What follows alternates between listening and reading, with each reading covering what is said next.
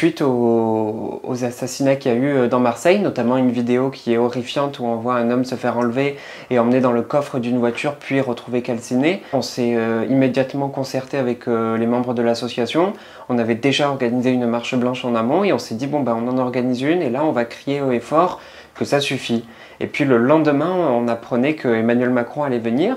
J'ai fait différents plateaux de radio et de télévision et puis le député Saïd Hamada, qui est un député La République En Marche à Marseille, est entré en contact avec moi en me disant que l'Élysée avait vu mes interviews, avait vu mon passage sur différents médias et qu'Emmanuel Macron souhaitait me rencontrer. Moi je lui ai juste expliqué que ça ne servait à rien et j'ai dit ça mot pour mot, que ça ne servait à rien de venir avec un plan qui a été fait à 3000 km de chez nous, à Paris, et je lui ai expliqué la réalité des choses. Je lui ai expliqué que nous, les familles de victimes, que nous, les habitants des associations, des quartiers nord et nous, les associations, on en avait marre et qu'on n'en pouvait plus de cette situation et que la situation devenait alarmante.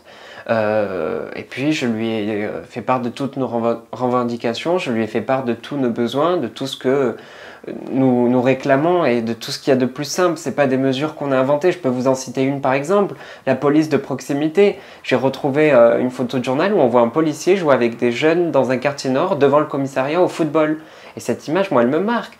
Quand je vois aujourd'hui comment les policiers sont accueillis ou comment ils traitent les jeunes, je me dis mais comment ça a pu dégrader? Donc il y a toutes ces questions qui ont été évoquées. Au-delà de nous écouter, des notes ont été prises. Après, il est clair que ça a également marqué quelque chose, le début de sa campagne présidentielle. Et puis d'un autre côté, moi j'attends qu'il revienne le 15 octobre pour voir ce qui a été fait ou pas fait.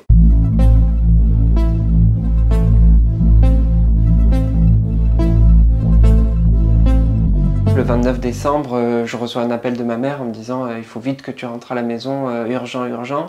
Donc je me précipite à la maison, je trouve ma mère par terre, je vois mes sœurs pleurer, enfin c'était vraiment horrible. Et je demande qu'est-ce qui se passe et puis on me dit Reda, c'est un jeune homme qui a été retrouvé avec mon frère, est décédé. Brahim était sûrement avec lui, hier soir ils sont partis ensemble, enfin c'est horrible. Puis je leur ai dit mais c'est pas possible, moi j'étais avec Brahim et Reda hier soir, ils sont venus à la maison, je les ai vus, enfin à 23 h tout allait bien quoi. Au bout d'une semaine, des policiers sont venus à la maison, de la police judiciaire, en nous demandant ce que portait mon frère, donc on leur a décrit ce qu'il portait, et notamment la police hier nous a demandé s'il avait une chaîne et un bonnet, étant donné qu'ils ont été retrouvés tous les deux calcinés dans une voiture, ils n'ont pas pu être identifiés. Donc ça a pris beaucoup plus de temps qu'habituellement et puis le bonnet et la chaîne nous a permis de reconnaître le corps. Au-delà du fait que, comme les gens disent sur les commentaires des journaux, « Oh c'est qu'un voyou, oh, il est mort à cause de la drogue, il a choisi ce qu'il a fait », au-delà de ça, derrière lui il y a une famille qui est endeuillée, derrière lui il y a une petite fille de 2 ans, il a laissé une femme de 20 ans, qui aujourd'hui est obligé de travailler pour subvenir aux besoins de sa fille, qui est obligé de se démener et de se battre corps et âme pour nourrir sa petite fille. Et au-delà de tout ça, bah, nous, on a été terriblement marqués, terriblement impactés par l'atrocité de ces actes.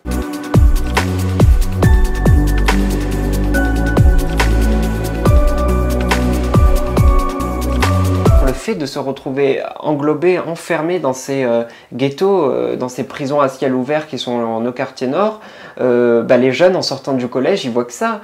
Le cousin, le voisin, l'ami, assis devant une chaise à se faire 200 € par jour. Il y a aussi cette question de pauvreté, de misère. Les gens ont faim, les gens ne paient plus de loyer.